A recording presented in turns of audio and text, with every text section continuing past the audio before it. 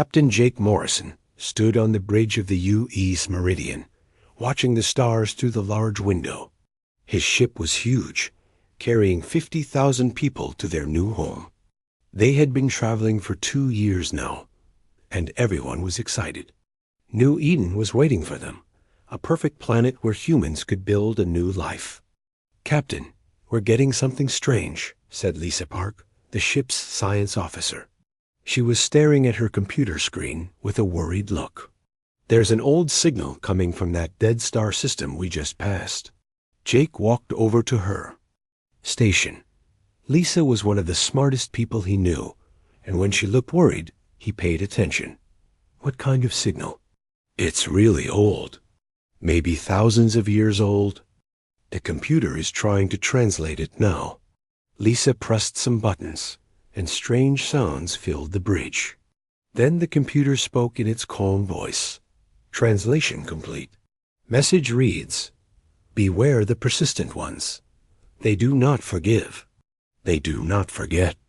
They will follow you across the void itself." Jake felt a chill run down his back. That's a warning. Someone left a warning out here in space. But who were they warning about? Lisa asked. And why leave it here, in the middle of nowhere? Before Jake could answer, his communication officer spoke up. "Captain, we have company. 3 large ships just dropped out of hyperspace. They're not human."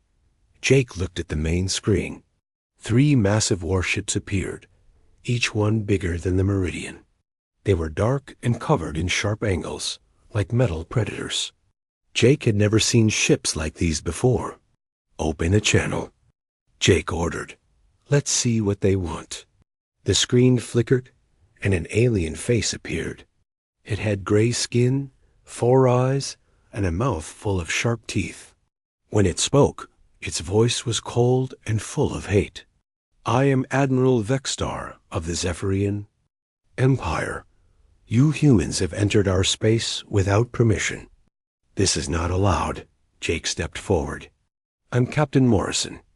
We're peaceful colonists heading to an empty system. We don't want any trouble." Vextar's 4 eyes narrowed. "Trouble has already found you, human. Your species thinks it can. Go anywhere in the galaxy. You are wrong. We will teach you a lesson that other races will remember." "Wait," Jake said quickly. "We can leave. We don't need to fight. There's enough space in the galaxy for everyone." But Vextar was not listening.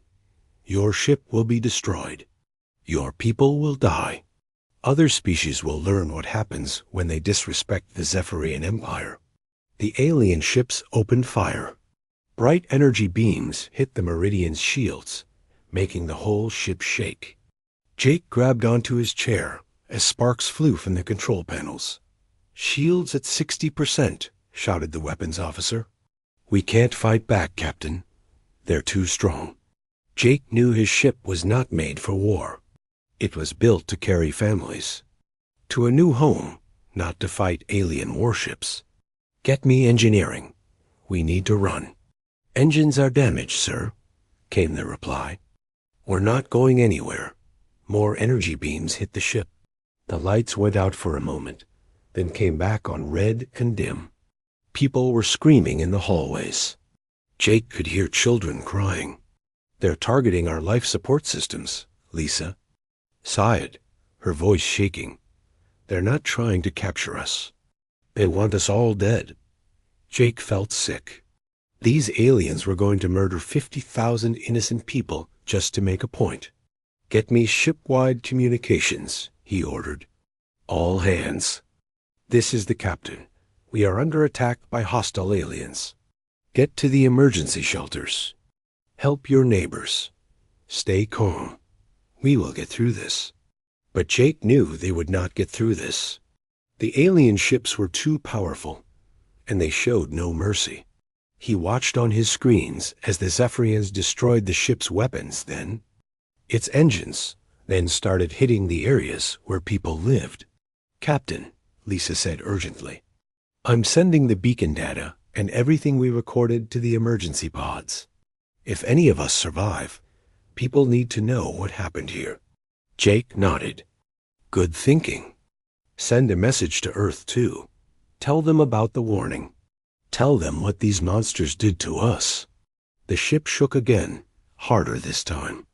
Parts of the ceiling fell down, and smoke filled the bridge. Jake could feel the ship dying around him. Through the smoke, he saw his wife Sarah running onto the bridge with their 2 children. "Jake," she called out, "the lower decks are flooding with poison gas. People are dying everywhere." Jake hugged his family tight. He had promised them a new life, a new Eden. Instead, he had brought them to die in the cold darkness of space. "I'm sorry," he whispered to Sarah. "I'm so sorry." The last thing Jake saw was Lisa Park running toward the escape pods with a data crystal in her hand. She was badly hurt, but she was still alive. Maybe she would make it. Maybe someone would. Learn about the warning they had found. The Zephyrian ships continued firing until there was nothing left of the Meridian but floating metal and the frozen bodies of 50,000 humans who had just wanted a new home.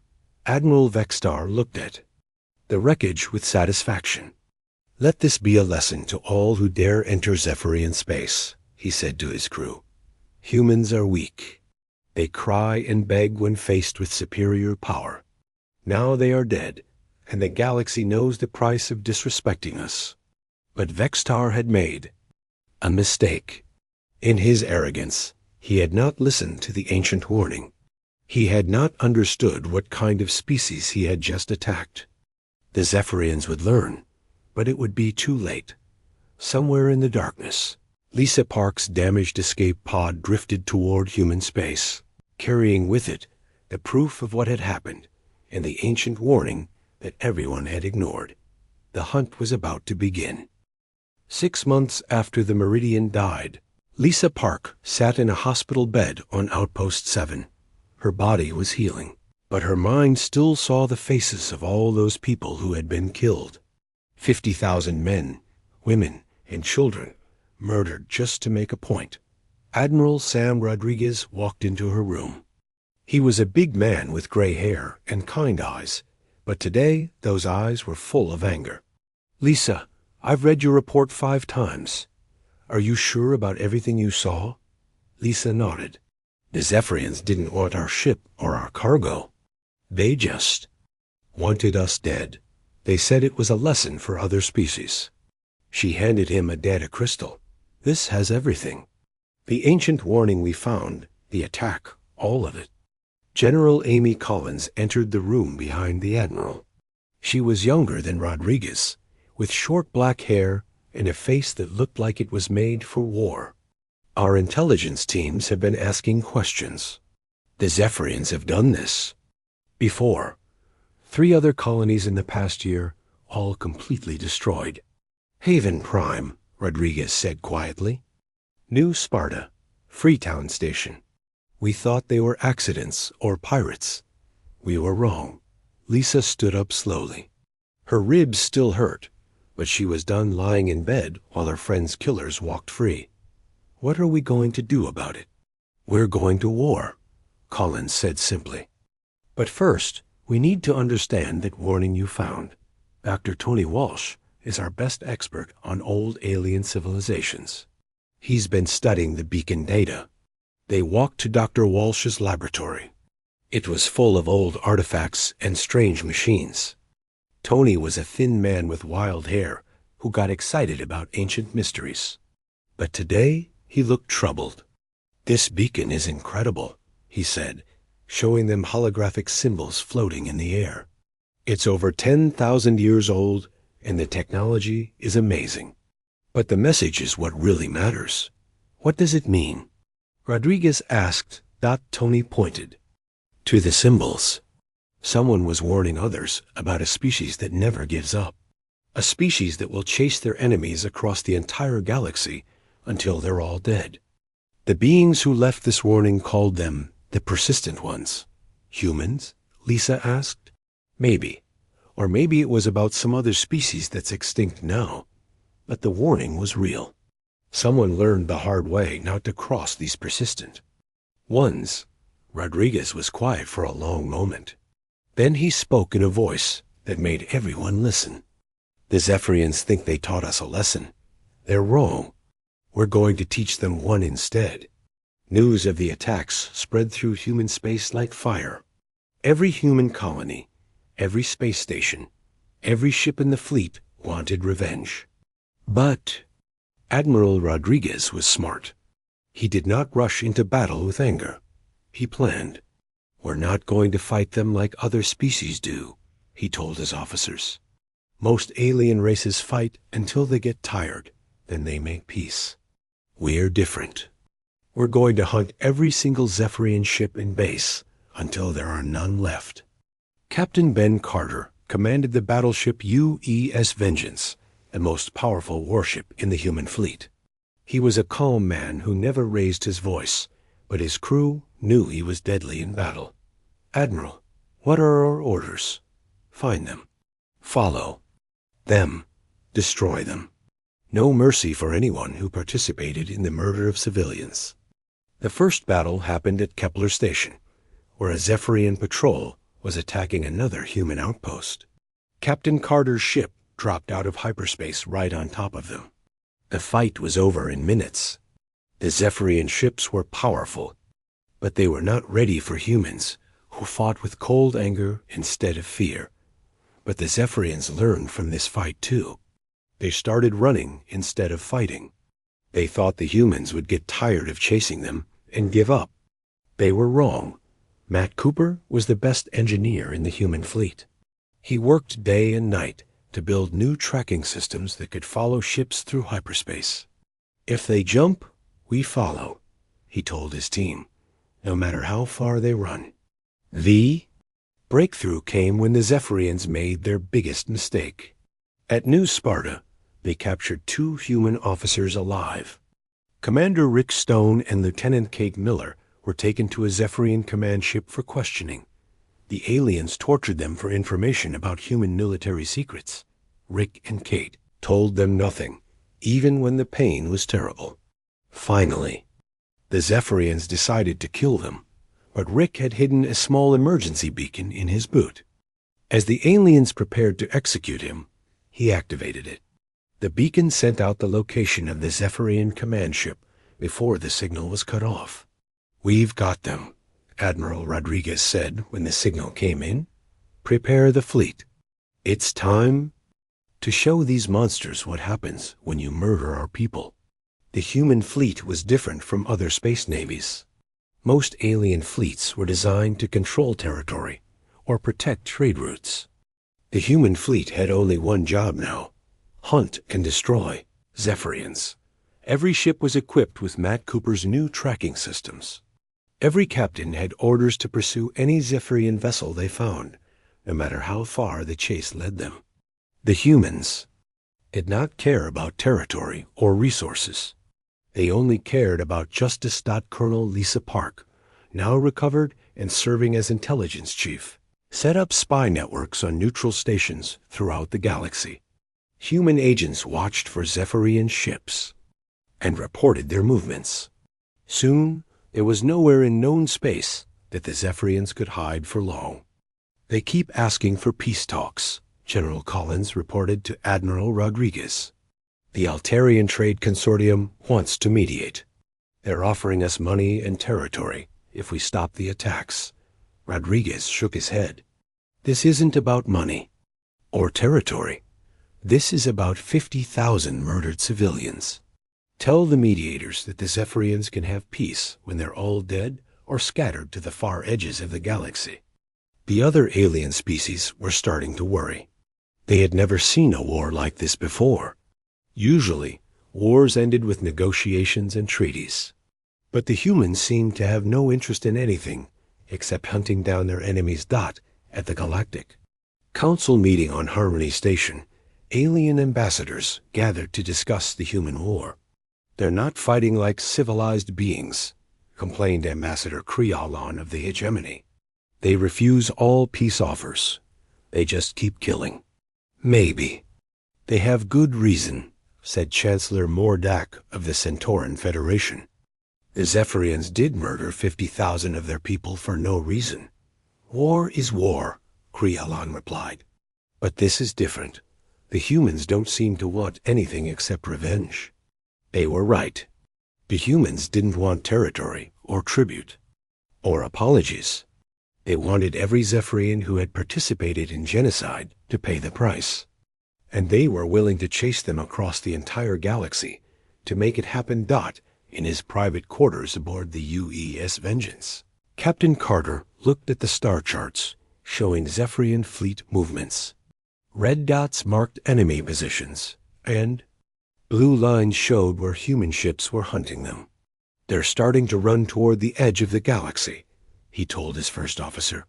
They think they can escape us in the dark space between galaxies.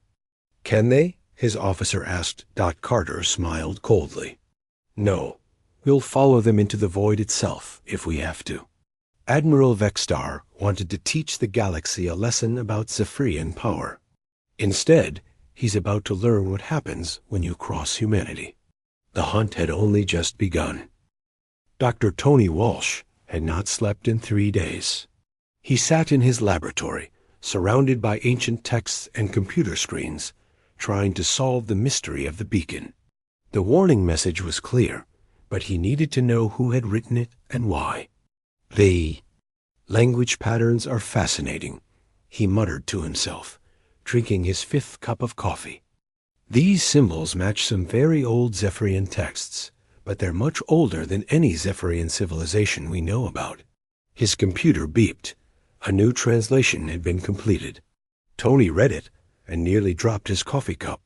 Admiral Rodriguez needs to see this right now, he said, reaching for his communicator. An hour later, Admiral Rodriguez, General Collins, and Colonel Park sat in Tony's lab, staring at the holographic display showing the beacon's full message. According to this, Tony said, his voice shaking with excitement, the beacon wasn't left by some unknown alien race. It was left by the original Zephyrians themselves, over 10,000 years ago. That's impossible, Collins said. The Zephyrians we're fighting are the same species. No, they're not, Tony explained. The modern Zephyrians are descendants of survivors who fled to distant star systems. The original Zeph civilization was completely destroyed by another species they had. Attacked, Rodriguez leaned forward. Destroyed how? Tony pressed a button, and new symbols appeared. The old Zeph were just like the modern Zephyrians. Arrogant, cruel, convinced of their own superiority. They attacked a peaceful species that was just trying to find new homes for their people. Sounds familiar, Park said grimly. The peaceful species didn't fight back at first. They tried to negotiate, to find a solution that didn't involve war. But the Zeph kept attacking, kept killing their civilians. So the peaceful species changed. Changed how? Rodriguez asked. They became hunters. They stopped trying to make peace and started hunting down every single Zeph ship, every base, every colony. They followed them across the galaxy for hundreds of years, until the entire Zeph civilization collapsed. The room was silent for a long moment. Finally, Rodriguez spoke. The modern Zephyrians don't know this history. Their own records were lost when their ancestors fled, Tony confirmed. They probably think the old Zeph civilization just died out naturally. They don't know. They were hunted to extinction. But we know, Collins said. And now we're doing the same thing to them. 2 years had passed since the massacre of the Meridian. In that time, the human fleet had grown larger and deadlier. New ships rolled out of human shipyards every month, all designed for one purpose: hunting Zephyrians. Captain Ben Carter stood on the bridge of the UES Vengeance, watching the destruction of another Zephyrian base. His ship had just finished destroying the enemy stronghold at Sigma Draconis. The battle had been swift and brutal. "Sir, we're picking up escape pods," his weapons officer reported. "Some Zephyrians got away. Track them," Carter ordered. "No. One escapes." Matt Cooper's tracking technology had improved greatly. Now they could follow hyperspace trails that were weeks old. Every time a Zephyrian ship jumped to another system, the humans could follow them. But the humans were doing something that puzzled the other alien species. After destroying Zephyrian bases, they didn't occupy them. They didn't take prisoners for information. They just moved on to hunt the next target. Ambassador Veltar of the Altarian Trade Consortium requested a meeting with Admiral Rodriguez. They met on the neutral station called Peace Harbor. "Admiral," Veltar said, "my government is prepared to offer you compensation for your losses. Rare metals, technology, even territory. What do you want to end this war?" Rodriguez looked at the alien ambassador with tired eyes. "We want every Zephyrian who participated in genocide to be dead or scattered so far from civilization that they can never hurt anyone again." "But surely you must want something else. Land? Resources? Trade agreements?" "No, this isn't about profit or territory. This is about justice." Veltar was confused. "I don't understand your species, Admiral." "Most races fight for gain. You seem to fight for principle?" "The Zephyrians murdered 50,000 of our people to make a point about power. Now we're making a point about consequences." News of the conversation spread through the galactic community. Other species began to realize that humans were different from any enemy they had faced before. Most species fought until the cost became too high, then they negotiated peace. Humans seemed willing to pay any cost to achieve their goal. The Zephyrian Empire was starting to crack under the pressure. Admiral Vextar had lost half his fleet, and his remaining ships were scattered across the galaxy, running from system to system, trying to avoid human hunters. Some Zephyrian colonies tried to surrender, but the humans made it clear they were only interested in military targets. Civilian Zephyrians were allowed to flee, but any soldier or ship captain who had participated in attacks on human civilians was hunted down without mercy. "They're like a disease," Vextar complained to his officers. "Everywhere we go, they follow. Every ally we contact, they threaten. How do we fight an enemy that never gets tired?" His science officer, a young female named Sekai, had been studying the human attacks. "Admiral, I've been reading about their history. Humans have something they call total war. When they decide to completely destroy an enemy, they never stop until that enemy is gone." "Nonsense," Vextar snapped. "No species can maintain that level of aggression indefinitely. They'll get tired and seek terms." But Sekai had access to human communications that Zephyrian intelligence had intercepted. She knew something her admiral did not want to hear. The humans were getting stronger, not weaker.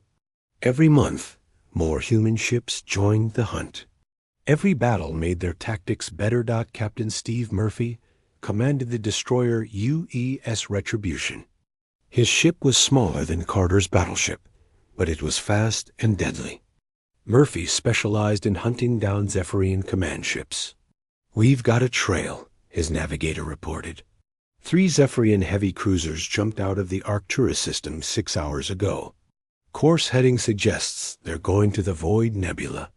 Murphy smiled. The Void Nebula was a dark region of space where sensors didn't work well. Many Zephyrians had tried to hide there, thinking the humans couldn't track them through the interference. They were wrong. "Set course for the nebula," Murphy ordered. "Let's go fishing."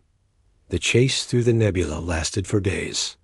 Murphy's ship followed the hyperspace trail deeper and deeper into the dark clouds of gas and dust. Finally, they found their quarry. Admiral Vextar's personal flagship, hiding behind a small moon. The battle was fierce, but short. Vextar's ship was larger and more heavily armed, but Murphy's crew fought with the cold determination that had become the trademark of human warriors. They disabled the Zephyrian engines, then their weapons, then closed in for the kill. "This is Admiral Vextar," came a transmission from that crippled ship. I demand to speak with your captain. Murphy appeared on the communication screen. He was a young man with dark hair and eyes that had seen too much death. I'm Captain Murphy. You wanted to talk? You cannot win this war, Vextar said desperately. There are too many of us. We have allies throughout the galaxy. Your allies are abandoning you, Murphy replied calmly. Your empire is falling apart. Your people are fleeing to the edge of the galaxy, and we're going to follow them. What do you want? Vextar screamed. What will make you stop? Murphy's expression did not change. We want you all gone. Every ship, every base, every soldier who thought it was acceptable to murder civilians. The galaxy needs to learn what happens when you cross humanity. Vextar's ship exploded in a ball of fire and plasma. Murphy watched the explosion for a moment and turned to his crew. Set course for the Zephyrian home system, he ordered. It's time to finish this. The ancient warning had been clear. Beware the persistent ones. The Zephyrians had ignored that warning, and now they were learning why their ancestors had been so afraid. 5 years had passed since the Meridian died. The Zephyrian Empire, once proud and mighty, was now broken and scattered. Their fleets ran from system to system, always looking over their shoulders for the humans who never stopped chasing them. Admiral Sam Rodriguez stood in the command center of Outpost 7, looking at a massive holographic map of the galaxy. Red dots showed the last known positions of Zephyrian ships. Blue dots showed human fleets hunting them. The red dots were getting fewer every month. Status report, Rodriguez ordered. General Amy Collins stepped forward with a datapad. We've destroyed 60% of their military forces. The rest are scattered across the outer rim, trying to hide in dead systems and asteroid fields. And their civilians? Most have fled to neutral systems or joined refugee camps. We've kept our word and only targeted military personnel. Rodriguez nodded. The humans could have killed every Zephyrian in the galaxy, but they were not monsters. They hunted soldiers and ship captains who had murdered civilians, but they let the innocent ones live.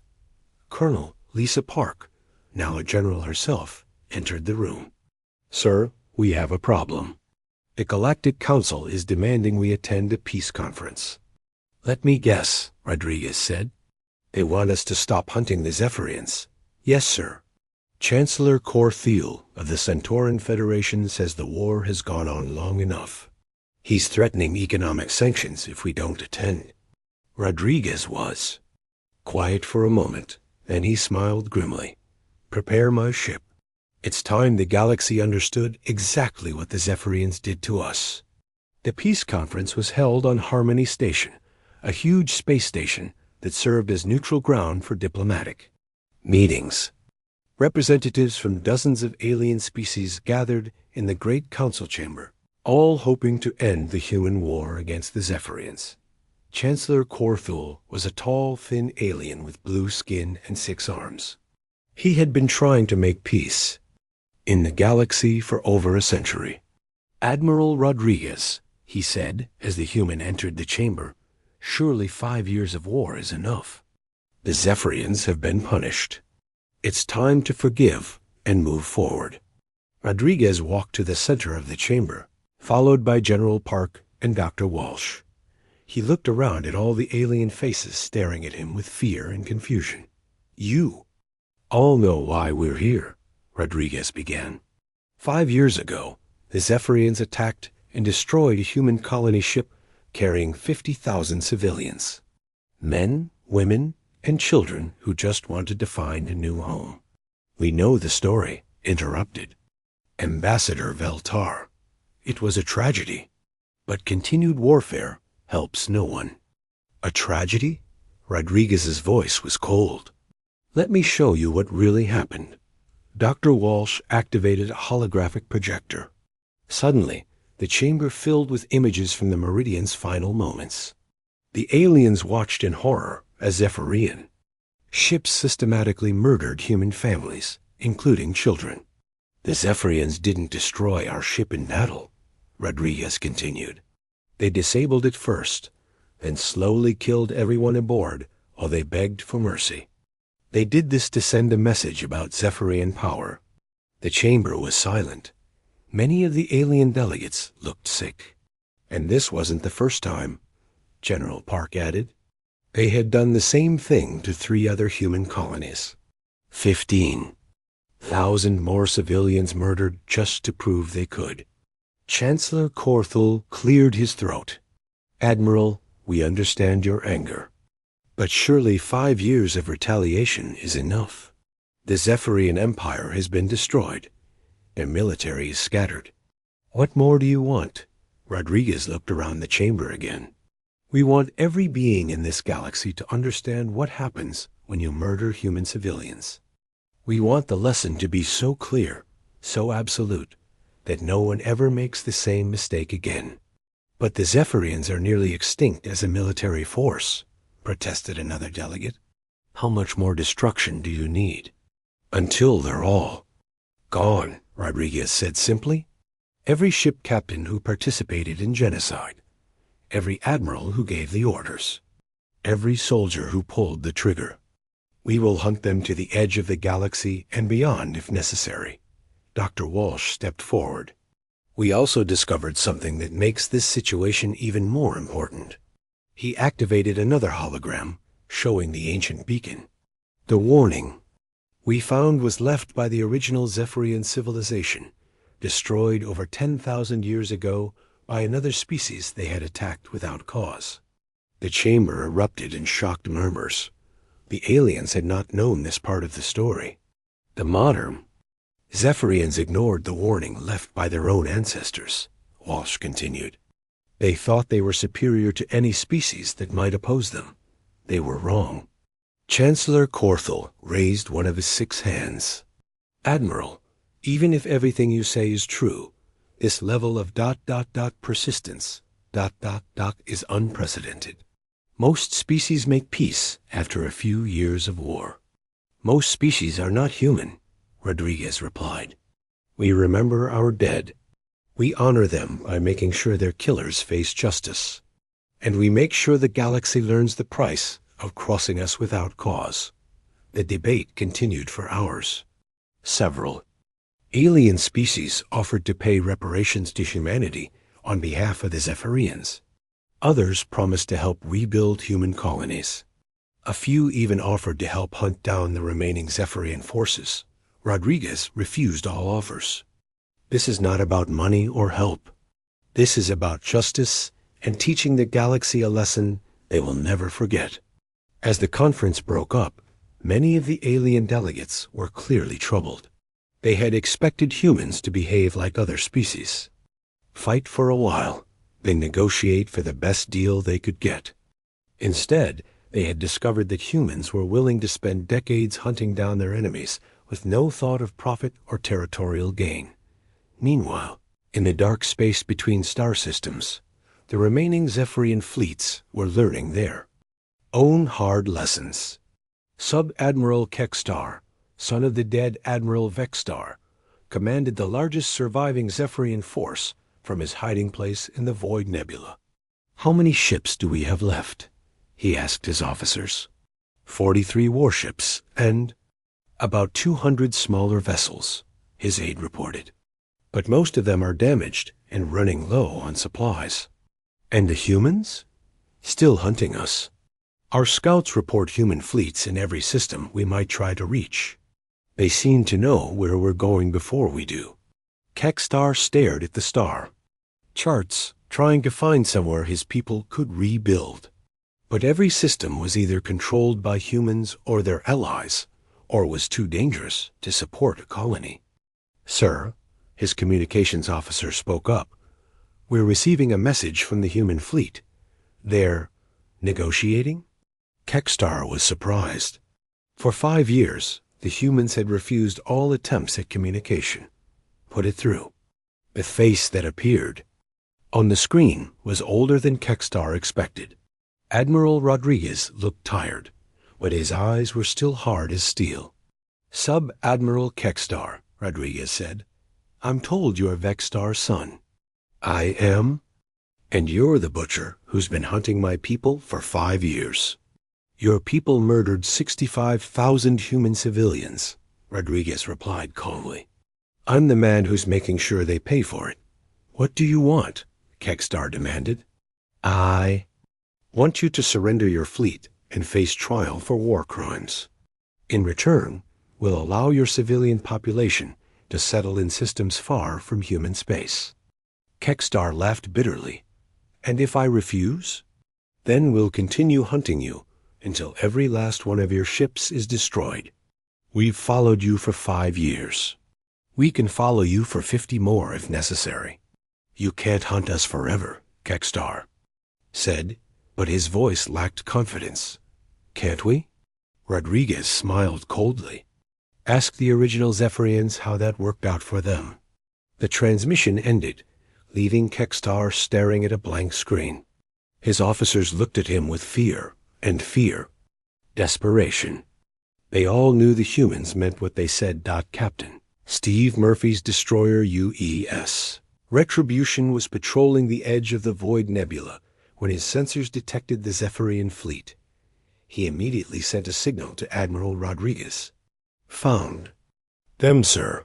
43 warships, about 200 support vessels. They're trying to hide behind the gas giant in the Omega Centauri system. Surround them," Rodriguez ordered. "But don't attack yet. Give them one last chance to surrender." Within hours, a massive human fleet had gathered around the Zephyrian hideout. The aliens were completely surrounded, with no chance of escape.